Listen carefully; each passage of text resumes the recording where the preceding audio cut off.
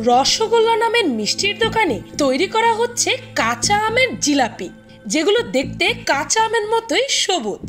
খুব অল্প সময় এই জিলাপি সোশ্যাল মিডিয়ার মাধ্যমে সাড়া ফেলে দিয়েছে সারা দেশে। বিশেষ করে এই রমজানে জিলিপি ছাড়া তো ইফতারি জমে না। আর এই পরিস্থিতির সুযোগ নিয়েই রসগোল্লা নামের এই মিষ্টির দোকান তাদের এই নতুন জিলাপির চটকদারি বিজ্ঞাপন করে আকৃষ্ট করেছে শত শত মানুষ। কিন্তু বাস্তবতা সম্পূর্ণ ভিন্ন। কাঁচা আমের নয়নকাড়া সবুজ রঙের জিলাপি হইচই করা প্রচারণা, এতে আকৃষ্ট হয়ে এই রমজান মাসে ইফতার কিনতে হুমড়ি খেয়ে পড়েন রাজশাহীর মানুষজন। তবে দিন কয়েক যেতে না যেতেই সেই কাঁচা আমের জিলাপির রহস্য উন্মোচন হয় ভ্রাম্যমাণ আদালতের কাছে। 5 কেজি কালাইয়ের গুঁড়োর সঙ্গে সামান্য আমের পেস্ট, যেই আমও আবার পচা, আর তারপর মূল কাজটা করতো সেটাতে মেশানো সবুজ রং।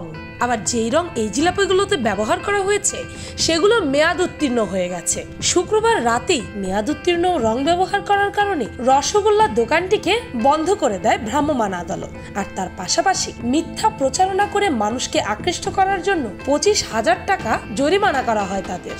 আমরা বাঙালিরা খুব সহজে নতুন জিনিসের প্রতি আকৃষ্ট হই, কিন্তু দ্বিতীয়বার ভেবে দেখি না যে সেই জিনিসটা কি দিয়ে তৈরি। তাই এই রমজানে আরো বেশি সতর্ক হন, কেননা সারাদিন রোজা রেখে পেটে যখন খারাপ খাবার পড়বে তখন আপনার শরীরের কি পরিমাণ ক্ষতি হবে তা বলেও বোঝানো সম্ভব না। ভিডিওটি ভালো লাগলে আপনার ফ্রেন্ডস এন্ড ফ্যামিলির সাথে শেয়ার করে তাদেরকেও সতর্ক করে দিন। আর পিনিক পাই চ্যানেলটিকে সাবস্ক্রাইব করে বেল আইকনে অল নোটিফিকেশন অন করতে ভুলবেন না যেন। শুধুমাত্র এভাবেই পিনিক পাইয়ের প্রতিটি ভিডিওর নোটিফিকেশন আপনার কাছে পৌঁছে যাবে। আমি ফাল্গুনি, আজকের মতো পর্যন্তই। দেখা হচ্ছে পরের ভিডিওতে।